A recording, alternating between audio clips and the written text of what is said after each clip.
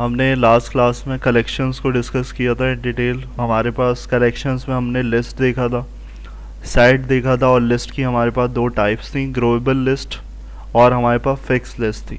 सही। और अब लास्ट हमारे पास एक रहती है लिस्ट, जो हमारे पास कलेक्शन है वो मौजूद है मैप के नाम से, जो तुम्हें नज़र आ रही है। मैप जो है अभी मैंने पहले भी डिस्कस किया था कि मैप यूज़ होता है फायरबेस के अंदर, यानी कि जब तुम CRUD ऑपरेशंस कोई भी चीज़ कर रहे होते हो, डेटा जो इंसर्शन करवा रहे होते हो, उसका स्ट्रक्चर जो है वो मैप से मिलता है। यानी कि जो तुम्हारे फायरबेस का डेटाबेस है वो जो है वो इस मैप के कलेक्शन से मैच होता हुआ है। तो हम ज़्यादा मोस्टली तुम्हें यही यूज़ होता हुआ नज़र आएगा। और हमारे पास पैटर्न जो है वो मैप का कुछ क्या होता है, किस तरीके से होता है, उसको देख लेते हैं।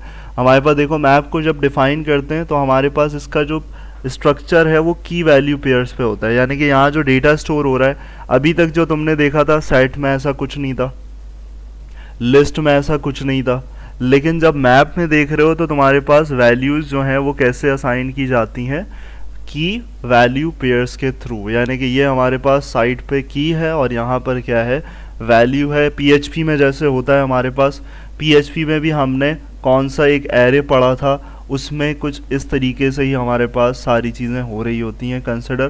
तो आप देखो यहाँ पर क्या है, की डिफ़ाइन करनी है। मैप में हम डेटा टाइप स्पेसिफिक डिफ़ाइन कर सकते हैं। अब यहाँ पर जब दोनों जगह पे डायनेमिक लिखा हुआ है, इसका मतलब है कोई भी डेटा टाइप हो सकती है, लेकिन हम इसको टाइप स्पेसिफिक भी बना सकते हैं अगर हम क्या करें, अगर हम कुछ इस तरीके से दें कि भाई पहली चीज़ की ऐसी होनी चाहिए और मेरे पास उसकी वैल्यू ऐसी होनी चाहिए। तो ये फॉर की है और ये फॉर वैल्यू है, डेटा टाइप बताने के लिए। क्लियर? हाँ, अभी मैंने जो किया हुआ है इसका मतलब है मैं मर्जी चाहे कुछ भी करूँ, यहाँ पर मैं इंटीजर डाल दूँ, यहाँ पर मैं स्ट्रिंग डाल दूँ, यहाँ पर मैं फ्लोट रख दूँ, तो इस तरीके से मेरे पास हो सकता है काम। लेकिन हम क्या करते हैं, हम जर्नली डायनेमिक पे ही चल रहे होते हैं, क्योंकि कोई भी डेटा टाइप हमारे पास एग्जिस्ट कर सकती है। क्लियर? अब मुझे एक्सेस करना है, मुझे किस तरीके से एक्सेस करना है, मैंने डेटा स्टोर कर लिया है। अब डेटा और भी आ सकता है मज़ीद, मैं नेम ईमेल की जगह आगे कॉन्टैक्ट डाल दूँ, एज डाल दूँ, सब कर दूँ, सारी चीज़ें ऐड हो जाएंगी। उसमें अगर मुझे गेट करना है तो मैं कैसे करूँगा, मैं फिर वही फॉर इन लूप का इस्तेमाल करूँगा। हाँ, यहाँ पर हमें एक्सेसिबिलिटी कैसे करनी पड़ेगी, हम कीज़ को अलग एक्सेस कर सकते हैं, वैल्यूज़ को अलग एक्सेस कर सकते हैं, एक साथ नहीं कर सकते। कीज़ हम अलग देख सकते हैं। तो हमें कीज़ के लिए क्या करना होगा, हमारे पास देखो यहाँ पर आ रहा है MARR जो हमने बनाया है मैप एरे, और डॉट करोगे तो तुम्हारे पास आगे क्या है, आगे तुम्हारे पास किसका ऑप्शन आएगा, कीज़ का या वैल्यूज़ का। सही। तो अब यहाँ नहीं दे रहा है, इसका मतलब है एक्सटेंशन नहीं हुई हुई, एक्सटेंशन ही रिकमेंड कर रही होती है। एक्सटेंशन इंस्टॉल नहीं है इसलिए यहाँ पर दे नहीं रहा, तो मेरे पास यहाँ पर मैं क्या करूँगा, मैं कीज़ को ही लिखूँगा, तुम्हारे पास आ जाएगा, रिकमेंडेड होगा। और अगर मुझे वैल्यूज़ को रिट्रीव करना है, यानी कि इसकी बात हो रही है, तो वैल्यूज़ मेरे पास कहाँ से आएंगी, वैल्यूज़ मेरे पास आएंगी कुछ इस तरीके से। अब ये भी फिक्स नहीं है वेरिएबल, ये देख के बनाया गया है कि कीज़ ने तो की लिखा है, वैल्यूज़ ने तो वैल्यू लिखा हुआ है। तो यहाँ हमारे पास ये चीज़ इंपॉर्टेंट नहीं है प्रिंट कैसे हो रहा है, ये चीज़ इंपॉर्टेंट है, इसका स्ट्रक्चर पता होना चाहिए तुम्हें। क्यों? क्योंकि आगे कलेक्शंस का कॉन्सेप्ट आएगा फायरबेस के अंदर भी, तो कलेक्शंस में यही चीज़ हमारे पास मैटर करती है, मैप कलेक्शन। सही। और लास्ट में हम क्या कर सकते हैं, हम डायरेक्टली भी कर सकते हैं, हम बस सिर्फ लिखें प्रिंट MARR, तो इसका मतलब है भाई डायरेक्टली जो भी हमारे पास चीज़ होगी, पूरा जो MARR का स्ट्रक्चर है, नेम है, सैयद जाजिब शाह, कुछ भी है इन्फॉर्मेशन, वो सब हमारे पास इस तरीके से एग्जिस्ट कर जाएगी। तो हमारे हम इसको यहाँ पर रन करके देखें तो हमारे पास अलग अलग आउटपुट, 3 तरीके के आउटपुट आ जाएंगे हमारे पास।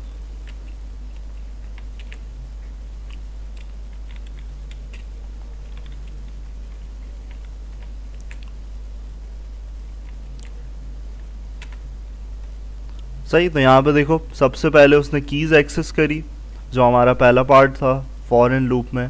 फिर उसके बाद उसने क्या किया, उसने हमने वैल्यूज़ प्रिंट करवाई हुई थी, वैल्यूज़ एक्सेसिबिलिटी हुई, ये कर लिया। फिर हमने कहा कि भाई पूरा ही उठा के एरे क्या कर दो, दिखा दो। तो हमने क्या किया, हमने मैप को यहाँ पर डाल दिया MARR के अंदर। क्लियर?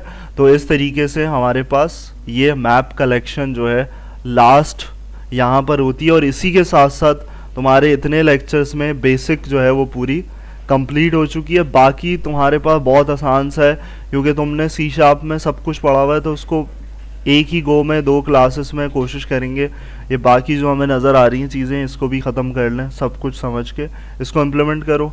नीचे भी तुम्हें नज़र आ रहा है ये स्ट्रक्चर, इसको भी इम्प्लीमेंट करके देख लेना। जैसे यहाँ पर है डायनेमिक की एग्जाम्पल है, मैंने कुछ भी डिफ़ाइन नहीं किया हुआ, तो यहाँ सिर्फ मैप है, तो उसका मतलब है वही काम है जो यहाँ डायनेमिक का काम था।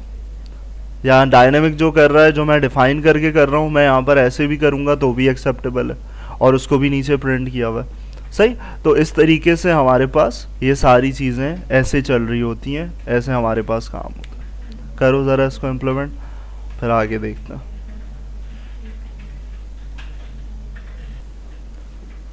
अच्छा भाई वीएनसी पे आ जाओ ज़रा।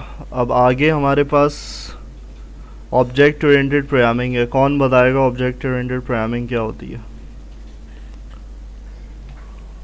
अब मैं तो बता चुका हूँ, अब तुम्हारी बारी है। सी शार्प में पढ़ चुके हो, तो ऑब्जेक्ट ओरिएंटेड प्रोग्रामिंग की क्या डेफिनेशन है, क्यों कर रहे होते हो? कोड शॉर्ट कर देता, सही। और कोई? सब अपने अपने तरीके से बताओगे ना, तो और कोई क्या बताएगा? Reusability, logic building. Logic building तो नहीं है, लॉजिक बिल्डिंग तो तुम्हारी वैसे भी होती है। हाँ, रीयूजेबिलिटी सही है, कोड शॉर्ट करना भी सही है।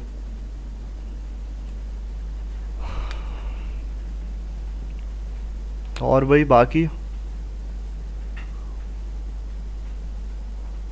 बाकी जो आवाम खामोश बैठी हुई है,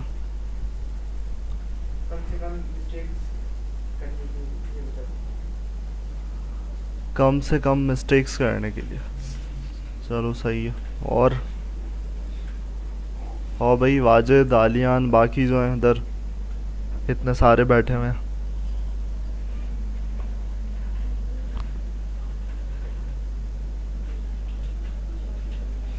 क्या है भाई? इतने सारे आंसर्स पे तो अब तो मजमुआ बना के पेश कर दो। इतने सारे तो मिल गए, उसमें से कुछ बना हुआ जोड़ तोड़ के कुछ बता दो।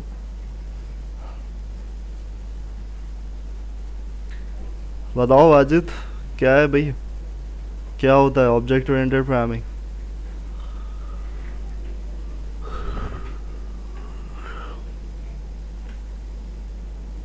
पता नहीं कहाँ से भाई बैठे हुए भी हो या नहीं है? वाजिद नहीं है क्या, एब्सेंट है?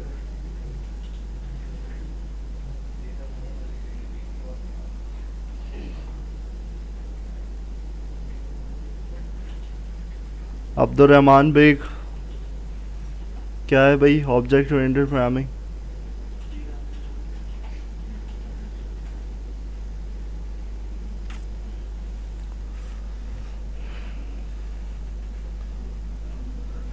क्या हुआ, ऑब्जेक्ट बनाना शुरू कर दिया क्या अब्दुर्रहमान बेग?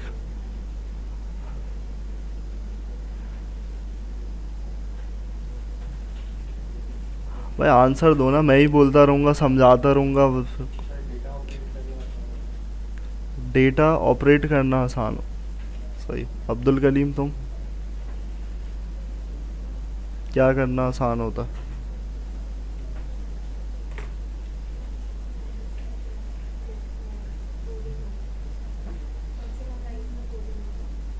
कम से कम लाइंस में कोडिंग हो, सही।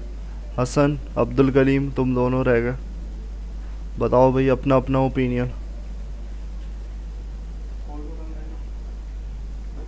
कोड को कम कर देंगे, चलो। अब्दुल करीम, तुम क्या करवा रहे हो? थोड़ा सा कोड कम हो गया हमारा। और तुम क्या कोड को बढ़ा रहे हो? कोड को बढ़ाना क्या है ऑब्जेक्ट ओरिएंटेड प्रोग्रामिंग? बताओ भाई।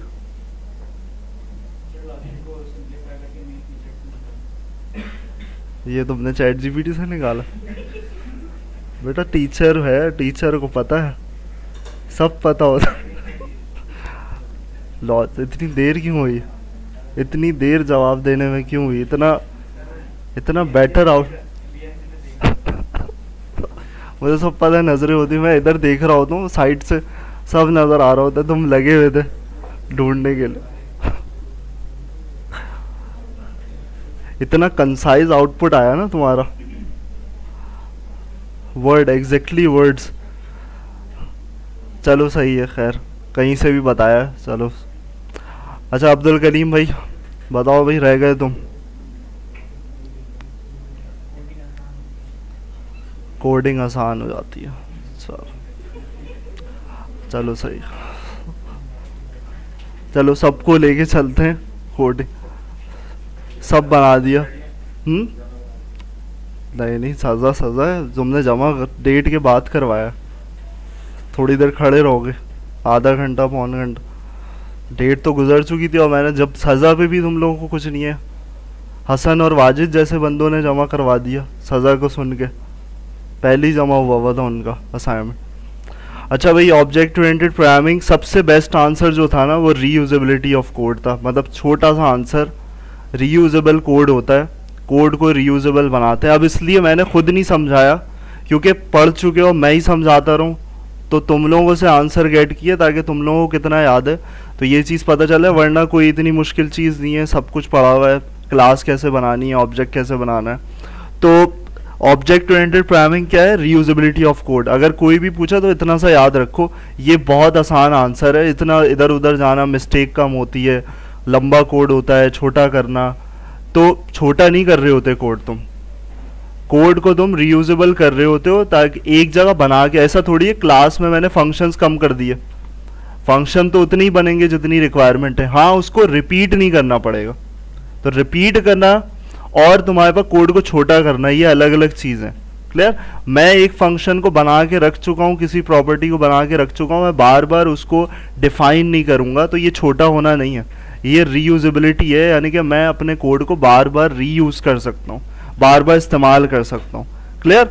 तो यहाँ पर किस तरीके से काम होता है। और क्लास को एक और चीज़ क्या कहते हैं ये भी मैंने बताया था, क्लास को एक अलग वर्ड दिया जाता है ऑब्जेक्ट ओरिएंटेड प्रोग्रामिंग में। क्लास एक ये होती है, बी से आता है वो वर्ड, क्या होता है याद है कुछ ऐसा? क्लास एक ब्लूप्रिंट होती है, इसको ये बोल सकते हो ऑब्जेक्ट ओरिएंटेड प्रोग्रामिंग में क्लास ब्लूप्रिंट कहलाती है। ब्लूप्रिंट का मतलब क्या होता है? मॉडल, मॉडल होती है, मॉडल से तुम क्या कर रहे होते हो? डिफरेंट ऑब्जेक्ट्स बना रहे होते हो। सही? तो क्लास बनाई जाती है और उसके डिफरेंट ऑब्जेक्ट्स बनते हैं। ऑब्जेक्ट्स मल्टीपल हो सकते हैं, इसलिए क्या कहा जाता है? ऊप कहा जाता है ऑब्जेक्ट ओरिएंटेड प्रोग्रामिंग, यानी कि ऑब्जेक्ट बेस्ड प्रोग्रामिंग। सही? तो किस तरीके से बनती थी क्लास हमारे पास? क्लास डिफाइन होती है हमेशा एंट्री पॉइंट से बाहर, तो एंट्री पॉइंट हमारा मेन है, बाहर हमारे पास चले गए यहाँ पर, तो एक क्लास बनी हुई है, क्लास का कीवर्ड, देन क्लास का नेम, और फिर उसके बाद हमने देखा था कि भाई दो ही चीज़ें एग्जिस्ट करती हैं क्लास के अंदर, एक उसकी प्रॉपर्टी और दूसरा उसका मेथड। ये दो एग्जिस्टेंसी होती है क्लास के अंदर। वही चीज़ तुम्हें नज़र आ रही है कि भाई दो वेरिएबल्स बने हुए, दो हमारे पास प्रॉपर्टी हैं और हमारे पास डिफरेंट क्या बने हुए? मेथड्स बने हुए। सही? अब इसकी डिटेल में नहीं जा रहे, क्या बना हुआ है वो तुम्हें समझ में आ रहा है। और इसको अगर कॉल करना है हमें, तो क्लास को कॉल करने के लिए हम क्या करेंगे? हम ऑब्जेक्ट बनाते हैं। तो जैसे सी शार्प में था वैसे ही तुम्हारे पास है कि न्यू का कीवर्ड लगाया, क्लास का नाम दिया, तो तुम्हारे पास क्या हुआ? एक ऑब्जेक्ट आ गया। क्लियर? तो ऑब्जेक्ट आ गया। हाँ, इसमें ये होता है कि तुम्हारे पास जब क्लास बनती है तो उसमें तुम्हारी मेमोरी कंज्यूम नहीं होती। कहाँ मेमोरी? ये सवाल होता है इंटरव्यू में ऑब्जेक्ट ओरिएंटेड प्रोग्रामिंग में कि जब क्लास बनाई जाती है तो क्लास में तुम्हारी मेमोरी नहीं बनी, क्योंकि वो यूज़ नहीं हो रही है, वो सिर्फ डिफाइन की जा रही है। मेमोरी कब कंज्यूम होगी तुम्हारे सिस्टम में? वो जब होगी जब तुम्हारे पास क्या हो? जब तुम एंट्री पॉइंट के अंदर ऑब्जेक्ट बना रहे हो, जब वो क्या करेगा? जब वो बोलेगा कि यार अब कुछ इस्तेमाल होना शुरू हुआ है। सही? तो एक चीज़ रखी हुई है बन के, उसका कोई काम नहीं हो रहा जब तक वो यूज़ नहीं हो रही, लेकिन जब यूज़ होगी, जब तुम्हारे सिस्टम में क्या होगा? मेमोरी कंजम्पशन होगी। यानी कि ऑब्जेक्ट बनाते हुए मेमोरी कंजम्पशन होती है, क्लास बना के जब तुम रखते हो जब कुछ नहीं होता। क्लियर? तो ये चीज़ पता होनी चाहिए। और बाकी क्या किया हुआ है हमारे पास? हमने यहाँ पर फंक्शन कॉल किए हुए, और जब प्रॉपर्टी की बात होती है तो प्रॉपर्टी हम यहाँ यूज़ नहीं करते हैं, हम अंदर ही उसकी यूजेबिलिटी करते हैं, जो तुम्हारे पास तुम्हारी कंस्ट्रक्टर की एग्जाम्पल में आ जाएगा। जैसे हम पैरामीटर लेते हैं तो उसके अंदर वैल्यू असाइन करवाते हैं उस प्रॉपर्टी में, तो वहाँ यूजेबिलिटी होती है। तो यहाँ पर हमारे पास इस तरीके से ये क्लास का पूरा ऑब्जेक्ट ओरिएंटेड प्रोग्रामिंग का स्ट्रक्चर होता है। अब ये चीज़ साथ साथ देख रहे हैं तो इसके आगे हम आ जाते हैं डिफ़ॉल्ट कंस्ट्रक्टर, क्योंकि छोटी छोटी चीज़ें और रिवीजन है एक तरीके से। कंस्ट्रक्टर में हमारे पास क्या था, अब इसका बताओ कि कंस्ट्रक्टर और फंक्शन में डिफरेंस क्या होता है। ये भी पढ़ा था हमने, कंस्ट्रक्टर और फंक्शन का डिफरेंस। और कंस्ट्रक्टर और फंक्शन का डिफरेंस क्यों पूछ रहा हूं, दोनों सेम चीजें या नहीं है, ये भी एक सवाल है। दोनों सेम है या नहीं है। कंस्ट्रक्टर में जो है ना क्लास और उसका नेम होता है, फंक्शन में क्लास कॉल करते वक्त क्लास का और कंस्ट्रक्टर में मतलब जो उसका जो मेथड होता है ना, इन दोनों का नेम सेम होगा। अच्छा, ये एक कैरेक्टरिस्टिक हो गई। और दूसरी एक और, कंस्ट्रक्टर की कुछ तो स्पेशलाइजेशन होगी, कुछ स्पेशलिटी होगी। अगर नाम ही सेम रखना है तो फिर तो हम बना क्यों रहे, हम फंक्शन से काम ले लें। एक और चीज़ थी ना, कंस्ट्रक्टर हम क्यों बनाते थे, कंस्ट्रक्टर का एक और दूसरा एडवांटेज क्या होता है। एप्लीकेशन डीबी कॉन्टेक्स्ट में हम बनाते थे .NET के अंदर, उसमें क्यों कंस्ट्रक्टर ही क्यों यूज़ कर रहे थे, मेथड यूज़ कर लेते। याद है किसी को। कंस्ट्रक्टर में हमें कॉल नहीं करना पड़ता कंस्ट्रक्टर को, क्लास कॉल करोगे, जैसे ही तुम ऑब्जेक्ट बनाओगे कंस्ट्रक्टर कॉल हो जाएगा। ऊपर मेन एंट्री पॉइंट में कहीं तुम्हें नज़र नहीं आ रहा कंस्ट्रक्टर कॉल होता हुआ, क्योंकि सिर्फ एक ऑब्जेक्ट बना है और वो क्लास का ऑब्जेक्ट बनता है।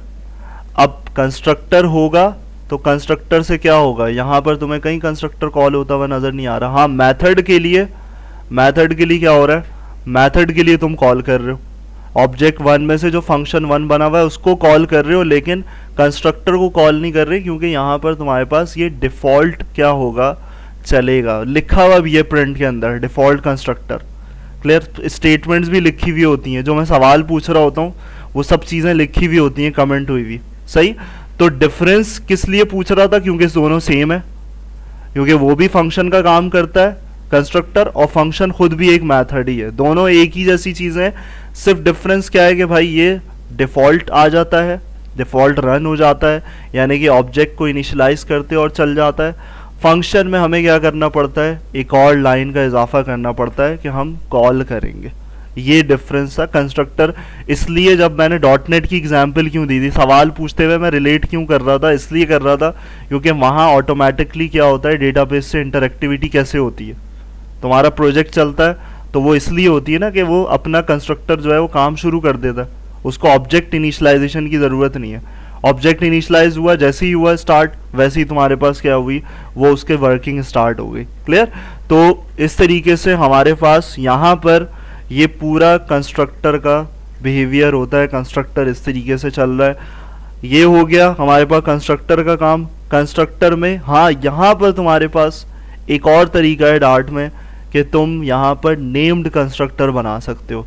ये चीज़ तुम्हारे पास कहाँ नहीं थी, ये चीज़ वहाँ पर किसी और प्रोग्रामिंग लैंग्वेज में नहीं है, ना जावा में, ना C# में, ना C++ में। ये तुम्हें अलग भी नज़र आ रहा है। क्या नज़र आ रहा है यहाँ पर, यहाँ पर ये नज़र आ रहा है कि भाई तुमने प्रोग्राम के आगे डिफाइन करते हुए .myConstructor नाम दिया, यानी कि इसमें डार्ट में थोड़ा सा अलग पैटर्न बना दिया कि कंस्ट्रक्टर को हम ऐसे भी डिफाइन कर सकते हैं। कैसे डिफाइन करा, नाम दे दिया, कुछ भी, कोई भी नाम हो सकता है myConstructor, और फिर यहाँ पर भी ऐसे ही एक कोई भी नाम हो सकता है सेकंड कंस्ट्रक्टर। सही। और यहाँ पर तुम्हारे पास ये पैरामीटराइज डाल दिया और ये नॉन पैरामीटराइज है, या विदाउट पैरामीटर बोल सकते हो। जो मैं बात कर रहा था स्पीड, वो वाली सारी चीज़ें जो लिखी हुई थी प्रॉपर्टी, उसमें क्या हुआ, यहाँ पर तुम्हारे पास एक आ गई प्रॉपर्टी। अब इसको यूटिलाइज कैसे करोगे, ये यूटिलाइजेशन है। ये याद आ गया होगा कि क्लास में रहती हुई चीज़ को अगर कॉल करना होता है तो हम with the help of this use करते हैं, दिस डॉट अंडरस्कोर नेम। अब अंडरस्कोर क्यों लगाया? डिफरेंशिएट करने के लिए, क्योंकि सेम नाम है, पैरामीटर का भी नेम सेम है और हमारे पास प्रॉपर्टी भी सेम है, तो इसलिए हमने क्या किया, थोड़ा सा डिफरेंस करने के लिए underscore name is equals to name, यानी कि वैल्यू आने वाली यहाँ से पहले कहाँ जाएगी, पहले यहाँ पर इनिशियलाइज होगी और फिर देखो एक्सेस भी उसी को कर रहे हो, पैरामीटर को डायरेक्ट एक्सेस नहीं कर रही। यही यूजेबिलिटी होती है, प्रॉपर्टी को यूज करने का तरीका ही यही होता है कि हम पैरामीटर की वैल्यू को गेट करवा के प्रॉपर्टी में क्या कर रहे हैं, ये यूटिलाइज, क्योंकि प्रॉपर्टी परमानेंट है, पैरामीटर टेम्पररी है। पैरामीटर सिर्फ फंक्शन की हद तक है, लेकिन यहाँ पर जो तुम्हारे पास वैल्यू आ रही है इसके अंदर, ये आगे यूज हो सकती है क्योंकि ये इसके अंदर जा रही है। क्लियर? तो यहाँ पर सेकंड इस तरीके से, तो यहाँ क्या है, टॉपिक का नाम नेम्ड कंस्ट्रक्टर, तो ये नेम्ड कंस्ट्रक्टर बन रहे हैं, यानी कंस्ट्रक्टर के नाम आ रहे हैं। यहाँ पर ऐसा नहीं था, यहाँ कंस्ट्रक्टर सिर्फ क्या हो रहा है, बाय क्लास ही डिनोट हो रहा है। क्लियर? तो ये इजाफी चीज है डार्ट के अंदर कि हम नेम्ड कंस्ट्रक्टर कर सकते हैं, और फिर जब करना है ऊपर आके तो कॉलिंग कैसे हो रही है, कॉलिंग हो रही है, अब यहाँ पर ऑब्जेक्ट नहीं बना रहे, यहाँ क्या कर रहे हो, प्रोग्राम डॉट माई कंस्ट्रक्टर, यानी कि जब नेम्ड कंस्ट्रक्टर को कॉल किया जाएगा तो कुछ इस तरीके से किया जाएगा। क्लियर?